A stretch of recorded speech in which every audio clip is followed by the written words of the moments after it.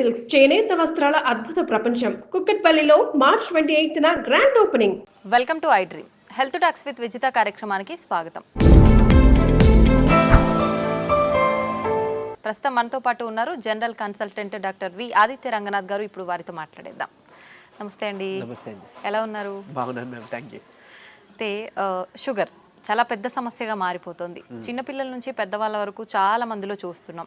ఆహార రీత్యా కొంతమందికి వస్తే, జెనెటిక్స్ పరంగా కొంతమందికి, ఏదేమైతేనేంటి అందరిలో ఈ సమస్య అయితే ఎక్కువగా. ఇంట్లో నలుగురు ఉంటే ఇద్దరికి ఈ సమస్య చూస్తూనే ఉన్నాం. ఒకవేళ షుగర్ని రివర్స్ చేయాలి అంటే గనక అవకాశం ఉందంటారా? ఉంటే గనక ఆ టిప్స్ ఏంటో తెలియజేయండి. సో ఇప్పుడు డయాబెటీస్ వచ్చింది, లేకపోతే బీపీ వచ్చింది, థైరాయిడ్ వచ్చింది, లేకపోతే వాట్ ఎవర్, ఇదివరకు మనం విన్నది ఏంటి అని అంటే ఒక్కసారి వస్తే లైఫ్ లాంగ్ అది తగ్గడానికి ఆస్కారం లేదు. సో మనం ఏం చేయొచ్చు, కంట్రోల్లో పెట్టుకోవాలి. సో డ్రగ్స్, అదే మన మెడిసిన్ తీసుకుంటాము రెగ్యులర్గా, ఆపకుండా తీసుకుంటే కంట్రోల్లో ఉంటుంది కాబట్టి భయపడాల్సిన అవసరం లేదని చెప్తారు. అయిపోయింది, అది అక్కడతో అయిపోయింది. బట్ ఇప్పుడు రీసెంట్ అంటే చాలా ఇయర్స్ నుంచి మనకి తెలిసిందే ఏంటి అని అంటే వీటన్నిటిని కూడా మనం రివర్స్ బ్యాక్ చేసుకోవచ్చు.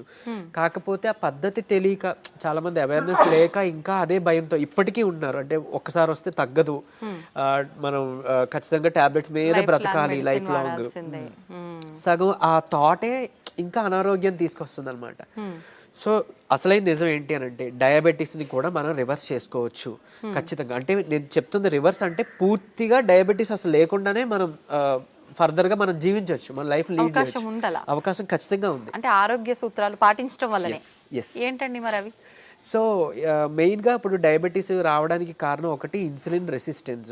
సరే, ఇన్సులిన్ రెసిస్టెన్స్ అంటే ఏం లేదండి, ఇప్పుడు మనం ఎక్కువసార్లు తీసుకుంటాం, డే మొత్తంలో ఎక్కువసార్లు తినడం, లేదా ఏదైనా మధ్యలో గ్యాప్స్లో మళ్ళీ ఇప్పుడు లంచ్, డిన్నర్, పొద్దున్న బ్రేక్ఫాస్ట్కి మధ్యలో మళ్ళీ ఏదైనా టీ, ఏదో కాఫీ అలవాటు ఉంటుంది, లేదంటే ఇంకేదైనా స్నాక్స్ తింటాం.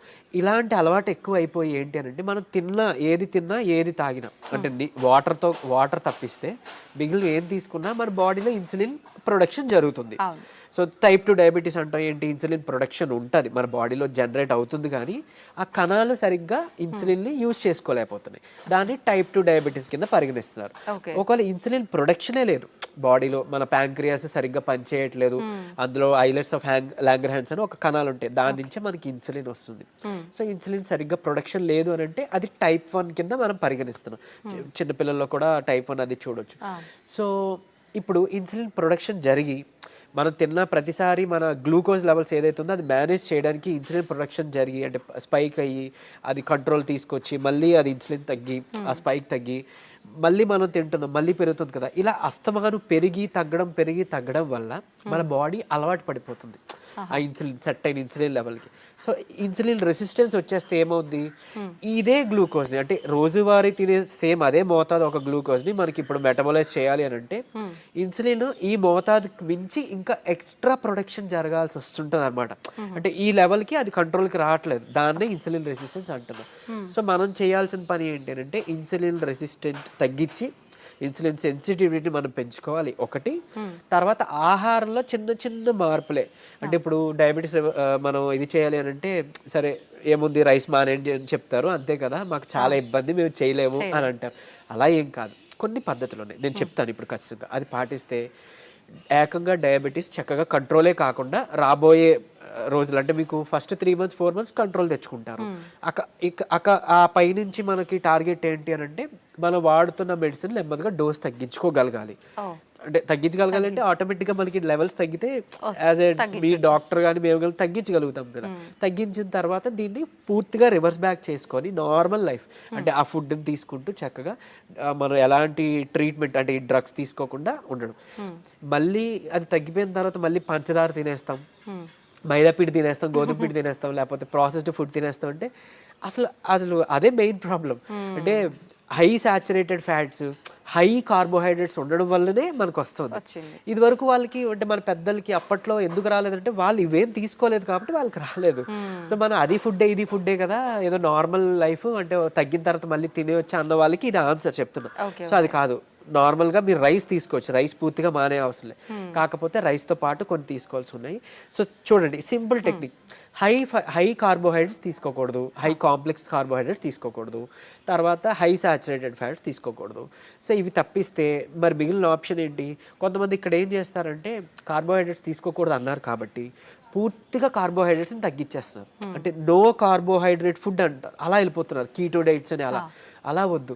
అలా అయితే ఏమవుతుందంటే మనకి ఇన్ని సంవత్సరాలు లేదా ఇన్ని జనరేషన్స్గా మనకి బాడీకి కార్బోహైడ్రేట్స్ అలవాటు, సో దాని డైజెషన్ అలవాటు. సో అక్కడి నుంచి మళ్ళీ అది బ్రేక్ డౌన్ అయ్యి గ్లూకోజ్ కింద మనకి కన్వర్ట్ అవుతుంది, మనకి శక్తిని ఇస్తుంది, బాగుంది. మీరు తినడం మానేస్తే ఒకటి మీకు కూడా బాడీకి అది కొత్తది ఏంటంటే కార్బోహైడ్రేట్స్ అసలు అది డైజెషన్ చేసే ఒక పద్ధతే మర్చిపోద్ది మన బాడీ. సో రేపు పొద్దున్న నార్మల్ సింపుల్గా కార్బోహైడ్రేట్స్ తీసుకున్నా దానికి చాలా కష్టపడాల్సి వస్తుంది. అండ్ ఈవెన్ ఒకవేళ జెనెటికల్గా నెక్స్ట్ జనరేషన్స్ పాస్ అయిన అయింది అనుకోండి, అది ఇంకా ఇబ్బందిగా, అంటే నార్మల్ అన్నమే మనం అరాయించుకోలేకపోవచ్చు, లేకపోతే నార్మల్ సమోసానే ఎంజాయ్ చేయలేకపోవచ్చు మనం. సో అట్లా. సో సరే ఓకే, హై కార్బ్స్ అంటే తెలుసు, ఈ రైస్ నార్మల్గా అవి తీసుకునేవి, ఈ రైసు తర్వాత ఈ మైదా గోధుమ పిండి ఇవన్నీ తినమని చెప్తుంటారు, అంటే రైస్ని తగ్గించి మైదా గోధుమ పిండి తినమని అంటారు కదా. సో అది కూడా రిఫైన్డ్ తీసుకుంటే, పంచదార లేకపోతే గోధుమ పిండి ఇవన్నీ రిఫైన్డ్ ఫ్లోర్ బయట కొని తెచ్చుకుంటే అది కూడా మళ్ళీ మనకు ప్రాబ్లమే. సో మనం మిల్లులో వెళ్ళి ఆడించుకుందాం, అంటే డైరెక్ట్గా వెళ్ళి మనం గోధుమలు అలాగా గోధుమలు, దానికి జొన్నలు యాడ్ చేయొచ్చు, రాగులు యాడ్ చేయొచ్చు, సోళ్ళు అంటాం కదా, సో అలా రాగి మాల్ట్లో తీసుకునే రాగులు అవన్నీ యాడ్ చేసి దాంతో మనం రొట్టిలానో లేకపోతే మిల్లెట్స్ ఏమైనా దానికి యాడ్ చేసి, కినోవా అని ఇప్పుడు వస్తుంది, సరే అంత అఫోర్డ్ చేయలేదు అన్న వాళ్ళకి పోనీ మనకి ఏమంటారు సామెలు, అరికిలు, గంటలు అలాంటివన్నీ తక్కువ రేట్కే వస్తుంటాయి కదా, అలాంటివి ఇంక్లూడ్ చేసుకోవచ్చు. పూర్తిగా రైస్ మానేమని నేను చెప్పట్లేదు, రైస్తో పాటు ఇది తీసుకోండి. సరే ఇదంతా కాదులేండి, ఓన్లీ రైస్ నాకు కర్రీ మాత్రమే అలవాటు ఉంది, ఇప్పుడు ఇంకేదైనా సింపుల్గా చెప్పండి అని అంటే ఉంది ఒక పద్ధతి. మనకి ఇప్పుడు ఇన్సులిన్ రెసిస్టెన్స్ అని మాట్లాడుకున్నామే, HbA1c మీ అందరికీ తెలుసు, 3 నెలల యావరేజ్ తీస్తే మనకి ఎంత ఉంది అనే దాని మీద మన డయాబెటీస్ ఉందా లేదా, కంట్రోల్లో ఉందా లేదా అని తెలుస్తుంది. సో దాన్ని మనం కంట్రోల్ పెట్టడానికే కదా ఇప్పుడు అన్నీ చెప్తున్నాం, మన ఇన్సులిన్ వాడాలన్నా లేకపోతే ఈ మెట్ఫార్మిన్ మన డయాబెటీస్ డ్రగ్స్ వాడాలంటే కూడా మనకు అలానే దేవుడు కూడా ఇచ్చిన ఆహారంలో ఈ పని చేసే ఉన్నాయి. ఏంటి అని అంటే ఒకటి కీరా దోసకాయలు, తర్వాత పంకిన్ సీడ్స్ గుమ్మడి గింజలు, తర్వాత పాలకూర. వీటిలో ఏంటంటే పాలకూరలో తర్వాత పంకిన్ సీడ్స్లో వైటమిన్ E ఉంటుంది, అది మీ HbA1cని చక్కగా కంట్రోల్ తీసుకొస్తుంది. అండ్ ఇప్పుడు చెప్పిన ఆహార పదార్థాల్లో మీకు ఇన్సులిన్ రెసిస్టెన్స్ని తగ్గించి సెన్సిటివిటీని పెంచే ఉండే. సో ఇప్పుడు సరే కొంత లిస్ట్ చెప్తాను చూడండి. మష్రూమ్స్ బాగా అదే మన ఉడకబెట్టిన గుడ్లు ఫుల్గా విత్ సొనతో పాటు తీసుకోవాలి, అది కొలెస్ట్రాల్ కాదు, మంచి కొలెస్ట్రాల్ తీసుకోండి. సో తర్వాత నెయ్యి, తర్వాత మన కీరా దోసకాయలు, తర్వాత ఓట్స్, గ్రీన్ పీస్ అదే మన పచ్చి బఠానీలు, తర్వాత రాజ్మా, కిడ్నీ బీన్స్ అంటాం రాజ్మా, అలానే మిగిలిన బీన్స్ కూడా చక్కగా మిగిలిన రకాల బీన్స్, చిక్కుళ్ళు బీన్స్ ఇట్లాంటివన్నీ తీసుకుంటే కనుక ఇవన్నీ కూడా మీ ఇన్సులిన్ రెసిస్టెన్స్ని తగ్గించినవే. సో మీ ఇష్టం, గుడ్లు పోనీ ఆమ్లెట్ రూపంలో తీసుకోండి, నిద్రకి పనికి వస్తుంది ఆమ్లెట్, ప్లస్ దీనికి కూడా హెల్ప్ అవుతుంది.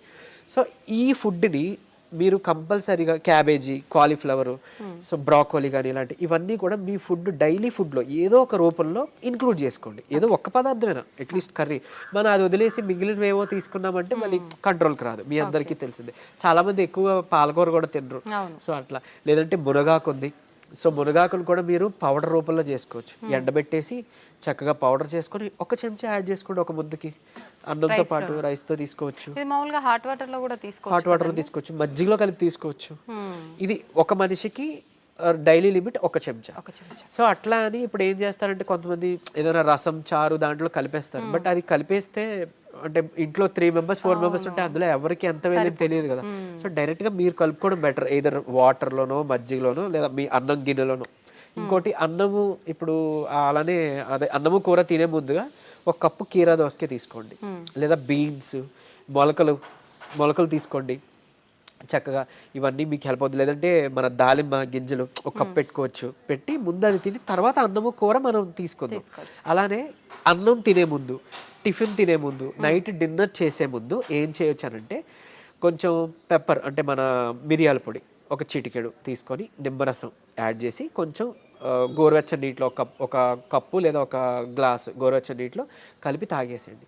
ఎందుకు అనంటే ఇప్పుడు ఈ పెప్పర్లో ఉండే పైపరిన్ అనేది మన ఏమంటారు యాక్టివ్ ఇంగ్రీడియంట్, మెడిసినల్ వాల్యూ ఉండే ఇంగ్రీడియంట్. ఇది మన లివర్లో ప్యాంక్రియాస్లో అదే ఎక్కడి నుంచి అయితే ఇన్సులిన్ వస్తుందో అందులో అక్కడ డైజెషన్ ఎంజైమ్స్ని వాటిని కూడా మంచిగా ఇది ఏమంటారు మెటబాలైజ్ చేస్తుంది. కరెక్ట్గా మెటబాలిజం బాగా జరిగి ఎంజైమ్స్ అన్ని మంచిగా ఫంక్షన్ అయ్యేలా చేస్తుంది. సో తర్వాత ఇంకొకటి మోర్ ఓవర్ ఈ ఏవైతే కాంప్లెక్స్ కార్బోహైడ్రేట్స్ మన హై కార్బ్స్ అన్నాం కదా దాన్ని బాగా కరెక్ట్గా డైజెషన్ జరిగేలాగా మెటబాలైజ్ అయ్యేలాగా ఇది హెల్ప్ చేస్తుంది. అండ్ ఈవెన్ మన పోషకాలు ఏవైతే ఉన్నాయో ఆకుకూరలోనో లేకపోతే మనం తీసుకునే ఫుడ్లోనో అవి మన వంట పట్టడం అంటాం కదా మన అబ్జార్ప్షన్ అవి అబ్జార్బ్ చేయడానికి ఈ పైపర్ ఈ పెప్పర్ మన మిరియాలు పొడి చాలా బాగా హెల్ప్ చేస్తుంది. సో ఈ రూపంలో తీసుకున్నారనుకోండి మీరు తిన్న తర్వాత పెరిగే షుగర్ లెవెల్స్ కంట్రోల్కి వస్తాయి. అండ్ ఈవెన్ మనకి లోపల ఫంక్షనింగ్ బాగా మెరుగుపడుతుంది. ఇకపోతే డయాబెటీస్ రివర్సల్ గురించి వద్దాం. సో నేను ఇప్పుడు చెప్పింది 3 to 4 months చేస్తే ఖచ్చితంగా మీ షుగర్ లెవెల్స్లో చాలా వరకు మీకు తగ్గడం మీరే గమనించుకుంటారు. మీరు ఇంత అద్భుతంగా పనిచేస్తుందా అని అంటారు. ఎందుకనంటే చాలా మందికి ఒకటి ఉండిపోయింది సైకలాజికల్గా, అంటే drugs like what ever medicine మాత్రమే మెడిసిన్, ఫుడ్ అంటే జస్ట్ ఆహారం మాత్రమే. అసలు కాదు. మీకు గుర్తుంటుంటే ఎప్పుడైనా మీ నాన్నమ్మలు అమ్మమ్మలు మీకు ఎప్పుడైనా పొట్టనొప్పి వచ్చింది అని అంటే ఏదైనా వాము కొంచెం సాల్ట్ కలిపిస్తే వెంటనే తగ్గడం మనం గమనించి ఉంటాం. లేదంటే మెంతులు మింగేసి తాగేయండి వాటర్ అంటాం. అవన్నీ ఎందుకు పనిచేస్తున్నాయి? ఇప్పుడు యాంటాసిడ్స్ ఏవో వెళ్ళి పరగడుపుల మాత్రలు మనం పైకి వెళ్ళి తెచ్చుకొని వేసుకుంటున్నాం. అవేం అవసరం లేకుండా వాళ్ళు బతికారు కదా. ఎలా బతికారు? ఇలానే. ఇవన్నీ ఫుడ్డే మెడిసిన్. మనకు ఒక మెడికల్ షాప్ ఉంది. ఎగ్జాక్ట్లీ. మనకి ఏదైనా అనారోగ్యం వస్తుంటే మెడికల్ షాప్ కి మనం బయటకు వెళ్ళవద్దు, మన కిచెన్ లోకి వెళ్ళాలన్నమాట. యాక్చువల్గా పోపుల డబ్బాలే మనకి డ్రగ్ ఇది అన్నట్లు, స్టోర్ అన్నట్టు. సో ఖచ్చితంగా ఇది వర్క్ అవుతుంది. అండ్ మోర్ ఓవర్ అంటే ఇప్పుడు మన బెర్రీస్ నుంచి ప్లాంట్స్ నుంచి ఎక్స్ట్రాక్ట్ చేసిన బెర్బరిన్ అనేది ఒక సప్లిమెంట్ ఉంటుంది ఆబ్వియస్లీ. సరే అది అందరూ వాడాల్సిన అవసరం లేదు కానీ ఒక బూస్టప్ కింద పనికి వస్తుంది. అంటే ఎలా అయితే మనకి డయాబెటీస్ని మనకి తగ్గించడానికి మెట్ఫార్మిన్ అనే ఒక మెడిసిన్ తీసుకుంటున్నాము, సేమ్ ఇది కూడా అదే పని చేస్తుంది. కానీ బట్ మెట్ఫార్మిన్తో వచ్చే వైటమిన్ B12 డెఫిషియన్సీ ఇందులో లేదు, ఈ బెర్బరిన్లో లేదు. సరే ఓకే, అవైలబుల్ ఉన్న వాళ్ళు వాడుకుంటారు, అందరూ ఇది వాడాలని రూల్ లేదు. కానీ బట్ ఈ సింపుల్ టిప్స్ పాటించండి, ఇది ఒకటి. తర్వాత ఖచ్చితంగా ఒక 5 minutes వాకింగ్ ఉంటే చాలు. 5 minutes వాకింగ్ అంటే తిన్న తర్వాత ఒక 10 నిమిషాలలో 5 minutes వాకింగ్ చేస్తే చాలు. మీ ఆఫీస్ ఏరియా, మీ బెడ్రూమ్, మీ హాల్ ఎక్కడైనా ఆయాసం రావాలి, చెమటలు పట్టాలి, ఇట్లానే వాకింగ్ చేస్తేనే మనకి వర్కౌట్ అయినట్టు అని అస్సలు కాదు. బాడీ మూమెంట్ ఉండాలి. సో అది చేసుకుంటే చాలు, డయాబెటీస్ మనకి తగ్గుతుంది. రివర్స్కి చెప్పుకున్న ఇందాక ఇంగ్రీడియంట్స్ ఉన్నాయి కదా, పంకిన్ సీడ్స్ అవ్వచ్చు, మన HbA1c కంట్రోల్ చేసి ఇన్సులిన్ సెన్సిటివిటీ పెంచేవి, ఇవి మీరు చేసుకుంటే 3 to 4 months ఖచ్చితంగా రివర్స్ అయిపోతుంది. ఇప్పుడు చాలా మంది మనం చూస్తూ ఉంటామండి, జామకాయ ఆకులు, లేత చిగుర్లు అని చెప్పి, లేదు అంటే తిప్పతీగ అని చెప్పి, ఇలాంటి కొన్ని ఆకులతో వేణిల్లో వేసి మరిగించిన వాటర్ తాగుతుంటారు షుగర్ ఉన్న వాళ్ళు. ఇది వర్క్ అవుతుంది అంటారా? యాక్చువల్గా ఇప్పుడు జామాకులు ఉన్నాయి కదా, లేత తీసుకొని ఒక 4 ఆకులు మనం వేడి నీటిలో వేసి మరిగించి కషాయంలా తీసుకొని ఉదయం సాయంత్రం లేదా ఒక పూట అట్లీస్ట్ పరగడుపునైనా కానీ తాగితే కనుక అమోఘంగా ఆ రోజే పెరిగిన షుగర్ లెవెల్స్ తగ్గిపోయాయి. సో నేను ప్రీవియస్ వీడియోలో జామాకులు కషాయం గురించి చెప్పినప్పుడు చాలా మంది ఫోన్ చేసి అంటే ట్రై చేసి చక్కగా ఫస్ట్ నమ్మారు, ట్రై చేసి ఒక 2 daysలో వాళ్ళు ఫోన్ చేసి సార్ అంటే మాకు 1 day 2 dayలోనే ఇంత బాగా పనిచేస్తుంది, కంటిన్యూ చేయొచ్చు అంటారా, ఎక్కువ కాలం అన్నారు. బేసిక్గా చేయొచ్చండి, చేసుకోండి అని చెప్పారు. సో ఈవెన్ అది వాళ్ళకి ఏంటంటే డయాబెటీస్ ఎక్కువ, షుగర్ లెవెల్స్ ఎక్కువ ఉండడం వల్ల కొంతమందికి నిస్సత్తువ నీరసంగా ఉంటుంది కదా, దాన్ని కూడా ఇది మనకి జామాకులు బాగా హెల్ప్ అవుతుంది. జామకాయ తినొచ్చు, బొప్పాయి తినొచ్చు, అట్లనే జామాకులు కషాయం బాగా హెల్ప్ అవుతుంది, తీసుకోవచ్చు. తిప్పతీగ కూడా తీసుకోవచ్చు. బట్ తిప్పతీగ చాలా మంది తెలియక కోవిడ్ టైంలో అంటే ఇప్పుడు వైరస్ నుంచి బయటపడాలని తెలియక చాలా మంది ఓవర్ డోసెస్లో తీసుకుని వితిన్ 15 daysలో వాళ్ళ లివర్ మొత్తం డ్యామేజ్ అయ్యి ఎమర్జెన్సీ వార్డులో అడ్మిట్ అవ్వడం, చనిపోవడం జరిగింది. కానీ నేను ఇక్కడ చెప్పే ఒక ముక్క, తిప్పతీగ ప్రాబ్లం కాదు, ఓవర్ డోస్ ప్రాబ్లం. కాబట్టి తిప్పతీగని మనం ఇప్పుడు ఒకవేళ ఒక లైక్ 1 inch తీసుకున్నాం అనుకోండి, ఆ రూట్ ఏదైతే ఉందో దాన్ని బాగా బాయిల్ చేసి మనం దాన్ని తాగొచ్చు. దాంట్లో కొంచెం ఉసిరి పొడి యాడ్ చేయొచ్చు, లేదంటే మునగాకు యాడ్ చేసుకోవచ్చు 1/2 spoon అట్లా. ఇలాగా మనం తీసుకున్నాం అనుకోండి మనకి మంచిగా బెనిఫిటే. ఇప్పుడు అలాగని ఏంటి ఫ్లాక్స్ సీడ్స్ ఉన్నాయి, అవిసె గింజలు ఉన్నాయి. అవిసె గింజలు మనకి కొలెస్ట్రాల్ తగ్గిస్తుంటుంది, డయాబెటీస్ని రివర్స్ చేస్తుంది బాగా. అంటే ఒక 2 చెంచాలు మనం పౌడర్లా కానీ తయారు చేసుకొని మనం ఫ్లాక్స్ సీడ్స్ తీసుకుంటే, ఇదే ఫ్లాక్స్ సీడ్స్ గురించి ఒక పేపర్లో ఒక ఆర్టికల్ వచ్చింది. ఏంటి ఫ్లాక్స్ సీడ్స్ తీసుకోకూడదు, లివర్కి మంచిది కాదు, లేకపోతే ఇంకోటి ఏదో అని. కరెక్టే, ఏదైనా అతిగా తీసుకుంటే మనకి ఫుడ్ అయినా ఆబ్వియస్లీ కదా. సో అంతే, అది పట్టుకొని ఉండొద్దు. అరే ఇప్పుడు తిప్పతీగ ఏదో ప్రాబ్లం, సరే తిప్పతీగ పక్కన పెడితే అట్లీస్ట్ ఫ్లాక్ సీడ్స్, ఉసిరికాయ ఫ్లాక్ సీడ్స్, లేకపోతే మన ఏమన్నా మన పెప్పర్, సో ఇట్లాంటివి ఉన్నాయి కదా, వీటి వల్ల ఏం చేయటం జరగదు. డ్యామ్ షూర్ మంచిదే. సో లిమిట్లో తీసుకోండి. ఇంకోటి ఫ్లాక్ సీడ్స్ గురించి ఇప్పుడు మాట్లాడుకున్నాం కాబట్టి చాలా మంది తెలియక దాన్ని పౌడర్ చేసి స్టోర్ చేసుకుంటున్నారు. వద్దు, అది ఏంటి అని అంటే ఆక్సిజన్కి సెన్సిటివ్ అనమాట, ఎయిర్ సెన్సిటివ్ యాక్చువల్గా. దీన్ని మనం ఎంత ఎయిర్ టైట్ దీంట్లో స్టోర్ చేసుకున్నా, ఎంత అమోఘంగా పనిచేస్తుందో ఇది అంత చేడ్ చేస్తుంది. స్టోర్ చేస్తే ఆక్సిడైజ్డ్ అయిపోయి మనం ఎంత ఇది చేసినా అది అయిపోతుంది. సో ఫ్రెష్గా తయారు చేసుకోండి. ఒక 2 చెంచాలు చిన్న మిక్సీ గిన్నెలో మాత్రం అవుతుంది, పెద్ద మిక్సీ గిన్నెలో అవ్వదు. సో చేసుకొని మీరు బటర్ మిల్క్లో మిక్స్ చేసుకోవచ్చు. And for more videos, Please subscribe to iDream. Please subscribe to iDream. Please subscribe iDream. And please subscribe to iDream. For more videos, subscribe to iDream. Please like, share and subscribe to the channel. Congratulations, iDream. Subscribe to iDream. Subscribe to iDream. so subscribe to iDream Media. iDream team అందరికి huge congratulations. Please subscribe iDream Media. Please subscribe to iDream.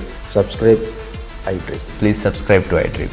iDream అంటే నా కళల channel subscribe చేసుకున్న నోరు తిరుగుతలేదు, మీరైతే గంట గుర్తు కొట్టండి. For more such videos, please subscribe to iDream. Subscribe to iDream. Please subscribe to iDream. Please subscribe iDream Media. Please do subscribe to iDream. Please subscribe to iDream Media. For best entertainment and information, please subscribe iDream. And don't forget to subscribe to iDream.